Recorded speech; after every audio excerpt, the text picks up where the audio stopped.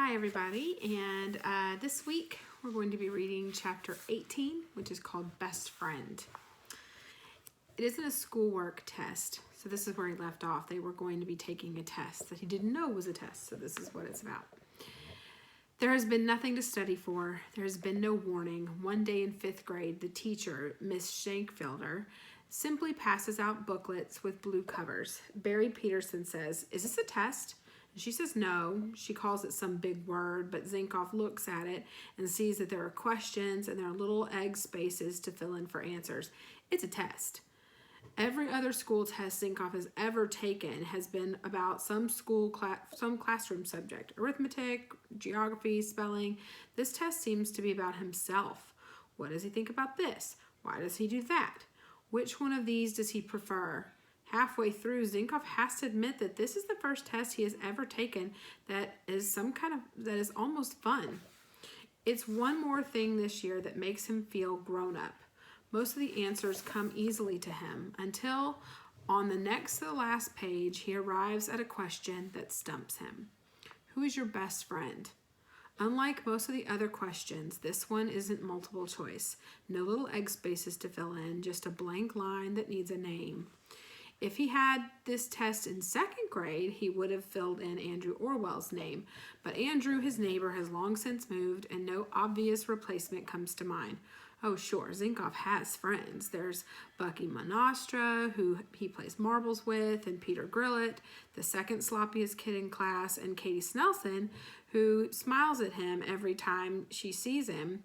Friends all, but not best friends. He knows what a best friend is. He sees them all over, but best friends are Bert O'Neill and George Undercoffer, or Ellen Dabney and Ronnie Joe Thomas. Best friends are always together, always whispering and laughing and running, always at each other's houses, having dinner, sleeping over. They are practically adopted by each other's parents. You can't pry them apart. Zinkoff doesn't have anybody like that. Most of the time, he doesn't think about it, but now and then he does. He wonders what it would be like to be so stuck to another kid that you could walk into his kitchen and his mother wouldn't even look up because she's so used to you that she would say, "Wash your hands and sit down, you're late for dinner." It seems kind of neat thinking of it that way, and sometimes he regrets that he doesn't have a best friend. But then he usually thinks about his own mother and his father and Polly, and he thinks about the 900 block of Willow, and he figures he's doing okay. Until he comes to this question, who is your best friend? And that blank space seems to say to him, if you don't have one, you better get one. He skips over the question to finish the rest of the test. He returns to it. Time is passing. Pretty soon, Miss Shankfelder says, "Pencils up." Best friend, one more minute, Miss Shankfelder says, who does not usually give a warning. He panics. He looks around the classroom. Too bad if the teacher thinks he's cheating. His eyes settle on Hector Benz, way up in the front row. Hector's head is down and his shoulders are hunched. He's working away on his test. Hector Benz has been in Zinkoff's class since 1st grade, so of course Zinkoff knows who he is. Over the years, they have found themselves at the same water fountain or the monkey bar rung, and Hector Benz, being a B, has always sat far from Zinkoff, and Zinkoff's information about him is spotty at best. This is the sum of what he knows. Hector Benz wears glasses. He is about Zinkoff's height. He loves black licorice, and he always is cleaning out his ear with a paperclip. And now that he thinks of it, there's one more thing. As far as Zinkoff knows, Hector Benz is available. He has no best friend either. Pencils up. Quickly, he fills in the blank, misspelling both first and last names, Hector Benz. He can hardly wait for recess. He finds Hector Benz by the bicycle rack, working on his ear with a paperclip. "Hi, Hector," he says. "What's up?" "Huh?" replies Hector Benz. Zinkoff repeats, "What's up?" But Hector doesn't seem to hear. Maybe his hearing goes bad when the paperclip is in his ear. Otherwise, he doesn't seem unfriendly, so Zinkoff just stands there. Benz goes at his ear with gusto that Zinkoff has never noticed before. He digs and he scrapes, wincing in pain or pleasure. Zinkoff can't tell which, and he pulls out the paperclip and examines it. To Zinkoff's eyes, it's clean, but Benz plunges it into the other ear, dig, scrape, wince. This time, the clip comes out with a tiny, waxy, orangish crumb clinging to the end of it. Benz pulls from his pocket a small brownish plastic bottle, the kind that pills come in. He brings the bottle to his mouth, and for an instant, Zinkoff thinks he's going to eat it, but he simply pulls off the white flip-top cap with his teeth, and he taps the paper clip on the rim of the bottle, and in falls the waxy crumb. Zinkoff notices that the bottle is half full. Benz returns the bottle and the paper clip to his pocket. Only then does Ben seem to notice that he is not alone. The obvious question crawls to the front of Zinkoff's tongue, but somehow he holds it back. So, he says, "Who did you answer for best friend?" Benz pulls out a pack of black licorice sticks from another pocket, and he rips off half a stick and begins to chew. "Nobody," he says. "Really?" says Zinkoff. "You left it blank? You can do that?" Ben shakes his head. Except for that moment, his eyes never meet Zinkoff's. He always seems to be looking into the beyond. "I wrote nobody, the word nobody." "Oh," says Zinkoff, nodding, thinking he understands. "Nobody. Okay." Ben stuffs the rest of the stick into his mouth and then returns the pack to his pocket. "Nobody is my lizard." Zinkoff stares at the eyes that stare at the beyond, and suddenly he gets it. "Oh, you have a lizard named Nobody." Benz blinks, which Zinkoff takes for a nod, "and you put him down as your best friend." Another nod. "Okay, I got it." Hector Benz collects earwax and has a lizard named Nobody, who he calls his best friend. Zinkoff figures his choice is looking better by the minute. "Know who I put down?" he says. "No," says Benz. "You," says Zinkoff. Benz blinks. His eyes disconnect from the beyond and they slide over to Zinkoff. "Huh?" he says. Zinkoff grins. "Yeah, I put your name down." Ben's eyelids flap as if they're trying to take off. "Me? Why?" "Because I had to put somebody's name down. And I thought of you, but I'm not your best friend." "Well, I know, and I'm not yours either."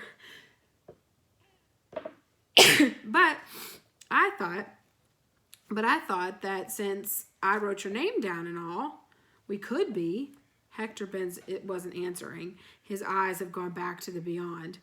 Zinkoff doesn't know the word negotiation, but that's what this is. He tries to think of something that he can offer, something to sweeten the pot. "I make a mean snickerdoodle," he blurts out. Ben's left cheek bulges out as he chews on his licorice wad. And when his teeth reappear, they're outlined in black as if cartoon drawn. As a fifth grader, Zinkoff knows cool when he sees it. He takes a stab at cool himself. He shuffles his feet. He hooks his thumbs into his waistband. He gazes off into the beyond of his own. "So," he says, tossing a shrug, "what do you think?" Making it sound like, "Not that I care one way or the other." Ben sniffs. He turns his head until he's looking down over his right shoulder. His lips slide to the side of his face. The far corner of his mouth opens a little, and like a little eye out comes a black dollop of licorice juice. It falls on the ground, and at last he speaks and answers Zinkoff's held back question. "What I think is, when I get enough wax, I'm gonna make a candle." Wow, an earwax candle. Zinkoff is willing to bet that Benz has not shared that blockbuster information with anyone else in class. The end of recess bell rings. The two of them trot side by side to the door. "See you after school?" says Zinkoff. Ben says, "I guess." 19. The candy in his hand. At dinner that day, he says at the table, says it casually to show that it's an everyday thing, "I'll be going over to my best friend's house some of these days, hoping his parents will take the bait and ask him who his best friend is." They do. His mother's eyebrows go up. "Oh," she said. "And who would that be?" "Hector Benz," he replies, tossing it out casually, being cool, liking the sound of it. "Isn't he in your class?" "Yeah, he sits in the front row. He loves licorice." "Loves it, huh?" says his father. "Yeah, I hate licorice," says Polly. Licorice smells. "He's making a candle," says Polly. He tells them. "That's nice," says his mother. "Out of earwax." Everyone stops eating and stares at him. "Earwax?" says his mother. "Ew," says Polly. "Is that possible?" says his father. Zinkoff feels a surge of associated pride. He looks his dad in the eye. He's doing it. Several days later, he visits Hector Benz's house. He walks right in and plops himself down in a chair because that's how you do it with a best friend. You walk right in and you plop yourself down. When Benz's mother spots him, her face goes all funny and she says, "Who are you?" But Benz himself comes in and takes him off to his room. They spend some time looking at Benz's stuff. He meets Nobody the lizard. Then Benz tells him to wait in the hallway and he closes the bedroom door. When he opens it, he holds in his hand a brown pill bottle already filled with earwax. "This is the first one," he says. "I keep it hid." Zinkoff can't believe he's being allowed to see it. He feels truly honored. Riding home that day on his bicycle, Zinkoff notices the marks dotting the sidewalk, black licorice spit marks. He smiles. Zinkoff is determined to be the best friend he can be. One day, Barry Peterson calls Benz Hecky, and Zinkoff knows Benz hates being called that. So he says to Peterson, "Hey, that's not his name, it's Hector." Because that's what you do. You stand up for your best friend. And you eat lunch with him, and you talk with him, and you share secrets, and you laugh a lot, and you go places, and you do stuff. And when you wake up in the morning, he's the first person you think of. Zinkoff does all of this and more. He starts eating black licorice. He pretends it's chewing tobacco. He walks around with a jaw bulging from his cheek. He tries spitting pretend tobacco juice, but his mother puts a quick stop to that. Benz is probably the most interesting person that Zinkoff knows, with the possible exception of the walking man, and Zinkoff soon decides that he needs to be interesting too. It's around that time that he discovers in one of his pockets a clump of petrified bubble gum. It's a gift from Claudia, the little leash and harness girl. It looks like a pink stone. He appoints it his lucky piece, which he will carry with him always and rub it when he needs some luck. He feels more interesting already. About a week into his best friendship, Zinkoff asks his mother if he could invite Benz to sleep over. She says sure. Excited, Zinkoff runs to the phone and calls Benz. Benz says, "I guess." Benz never says yes. He always says, "I guess." But the sleepover has problems. Benz turns out to be a kicker and a roller. Actually, he's a regular bulldozer in bed. Zinkoff wakes up to find himself thumping to the floor. He climbs back into bed, and as soon as he goes to sleep, it happens again. After the third time, he takes the extra blanket from the closet and makes himself a bed on the floor. Except for his bed, after that night, he shares everything he can with his best friend. The lunch in his paper bag. He has outgrown his lunch pail too.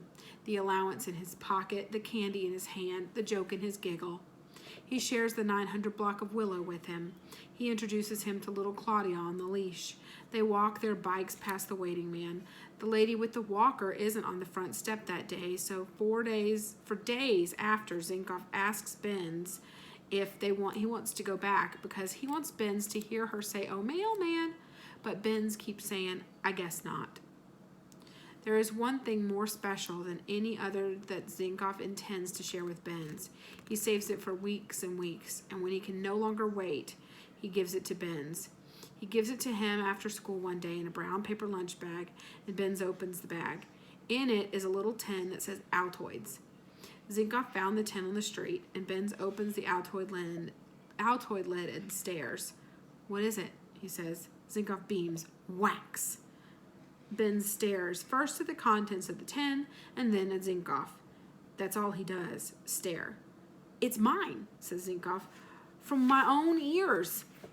I've been saving it up, and I know it's not much, but I couldn't wait any longer. I figured you could add it to yours and get enough for a candle faster." He couldn't tell him that he tried to get Polly to contribute, but she refused. Benz looked into the beyond. He bends a licorice stick and stuffs it into his mouth. He slowly closes the lid of the Altoids tin and hands it back to Zinkoff. "I guess not," he says. Zinkoff shrugs. "Okay," and he understands. When a kid is making an earwax candle, he wants everything to come from his own ears. Zinkoff figures maybe he'll save up for a candle of his own. He wonders if that would count as a science project. And then it's over. All right.